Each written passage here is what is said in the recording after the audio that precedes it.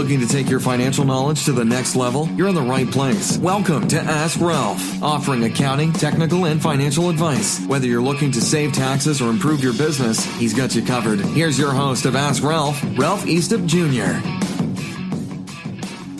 Hello and welcome back to the Ask Ralph Show. I'm glad you were able to join us today. If this is your first time listening, I just want to take a moment to introduce myself. My name is Ralph Eastep. I'm an accountant in Middletown, Delaware. The name of my practice is Saggio Management Group, but you can find us on AskRalph.com. And I wanted to talk a little bit today about something I found intriguing. There was an article written by Justin Rohrlich. It was posted on December 26, 2018, called "The Taxman Browseth.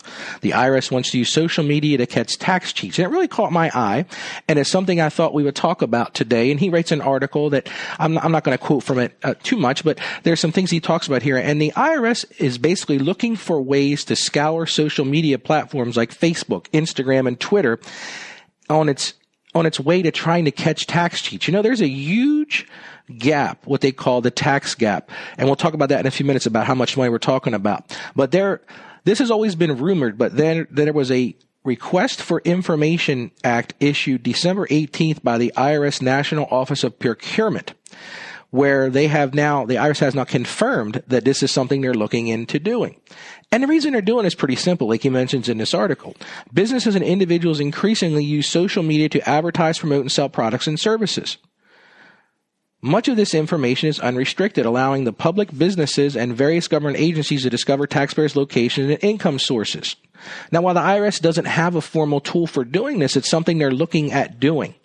So one of the things that was asked of the IRS, it says, well, how does this play out with your agent? So the IRS responded, said, current IRS policy regarding its employees' use of internet-based social media research is largely prohibitive. And this is a quote, "Workers are barred from using their personal social media accounts for work, nor are they allowed to create fake accounts to perform compliance-related tasks.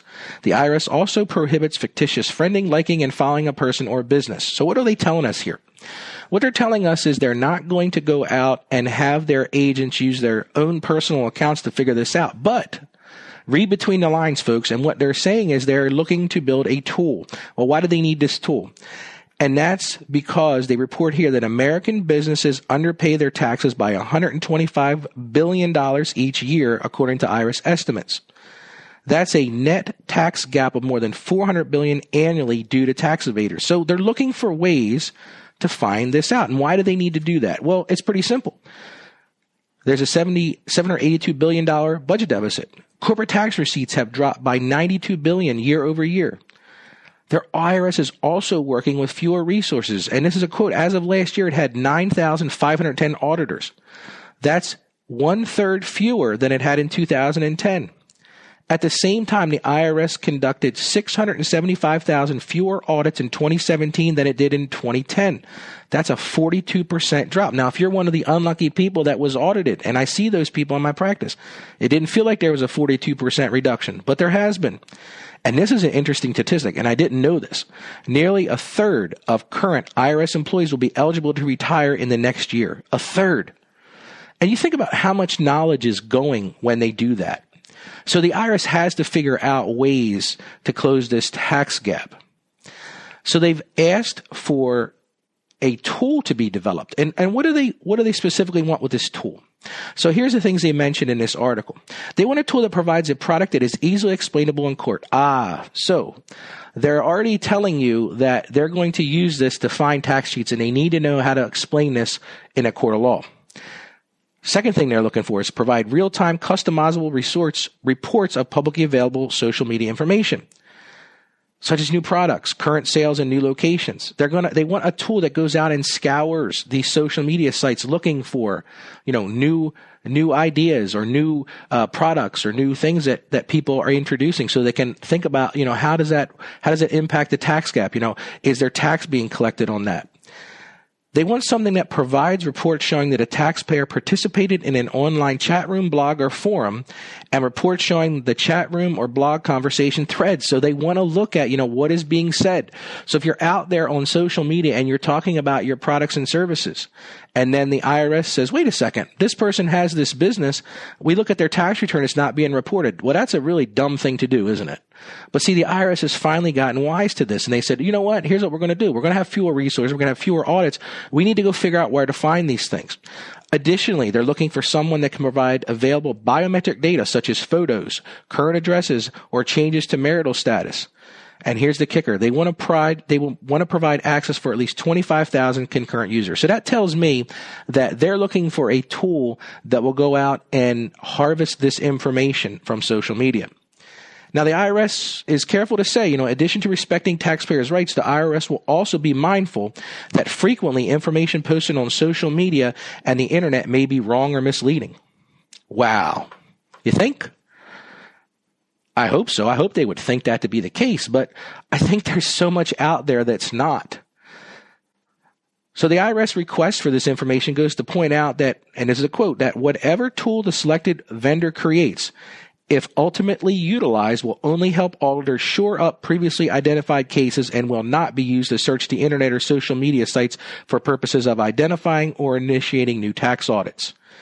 It also says agency officials believe such a tool can help in the fight against identity theft, although it does not explain how this would work. I think that's nonsense. I don't see how this is going to do anything about identity theft. That is stuff that happens on the dark web. It doesn't happen on social media, Twitter, or on Facebook. But what they're basically saying, folks, and listen, pay attention to this.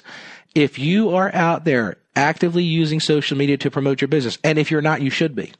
You should be doing this. Pay attention to what you're doing and make sure that as you're having these conversations on these social media sites, that you're reporting any of the income that you're making from these things. This is not rocket science, folks. If you're out there promoting and the IRS goes and looks at your tax return and you don't have that income reported on your tax return, then it's a very simple thing to question, hey, what's going on here? One of the things I think is hilarious. I see people who have, active Facebook sites and maybe they buy and sell cars or something like that. And I say to myself, I wonder if they're actually reporting that, because that recordation or that information is going to be stored out there forever. And it won't be very difficult for the IRS to find it. And it's not just the IRS, folks. This is going to go to all levels of government. The state's going to be looking at this. Local tax agencies are going to look at this. Think about sales tax impact, with the Wayfair decision. If you're not familiar with that, I did a podcast on that some time ago about internet sales taxes, as you work in different jurisdictions. But this will be a way for that information to be collected, and it'll be obvious. And, what the IRS is saying is they want this to be able to be used in court. So they want a tool that is, a blockbuster. They want something that's going to, what they call data mine this information. So be on the lookout for this, folks. This is the way of the world. This new technology is fantastic from the standpoint of marketing, but you've got to pay attention to any vulnerabilities that you open yourself up to.